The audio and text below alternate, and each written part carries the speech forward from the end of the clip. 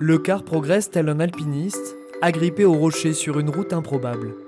Plus qu'un voyage, la ligne de Derborance est une expérience.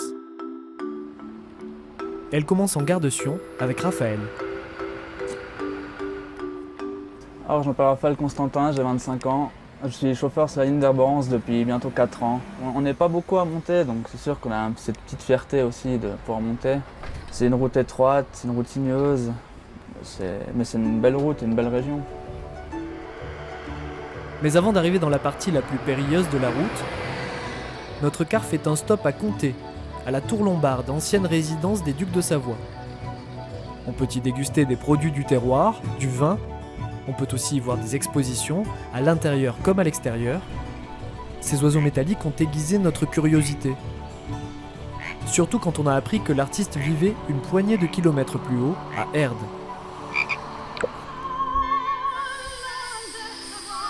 Sous le regard exigeant de son aïeul forgeron, Jean-Marc Zamba sculpte le métal sans relâche.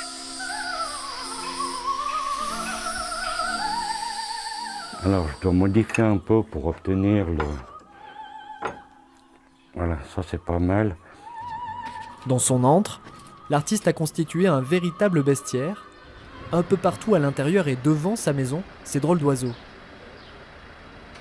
C'est un environnement qui inspire la sérénité, vous comprenez.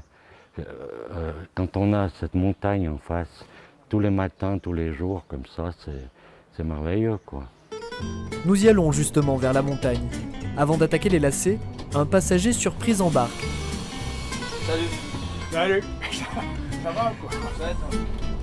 Daniel, le père de Raphaël, notre chauffeur. Daniel a conduit ce bus pendant 40 ans avant de transmettre le flambeau à son fils. Mais 40 ans de plaisir. La pédagogie n'est pas son point fort, mais il m'a bien appris quand même. Pour les sensations fortes, il faut s'asseoir à gauche en montant et à droite en descendant.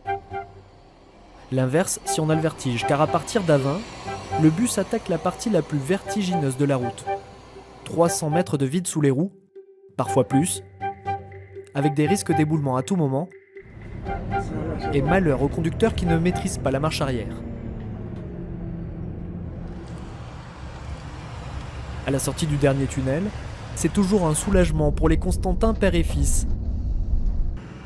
La route s'ouvre alors sur le cirque de Derborance, le glacier des Diablerets en toile de fond, un des endroits les plus spectaculaires des Alpes.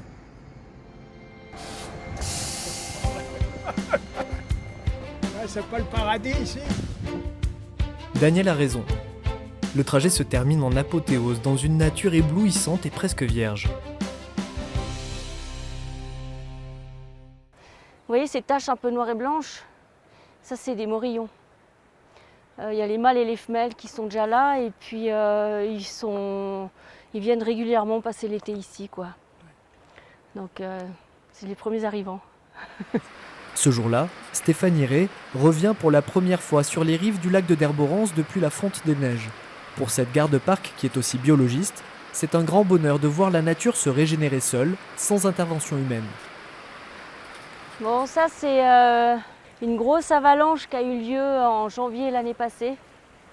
Ça veut dire qu'il peut y avoir une catastrophe, mais la nature, elle va s'en remettre. Ça permet aussi un rajeunissement de la forêt. Des fois, ça peut permettre d'avoir un changement entre conifères feuillus. La réserve naturelle de Derborance abrite l'une des dernières forêts primaires de Suisse, un trésor. Mais il est déjà temps de rentrer. L'eau de consolation, le voyage retour, tout aussi spectaculaire et vertigineux qu'à l'aller.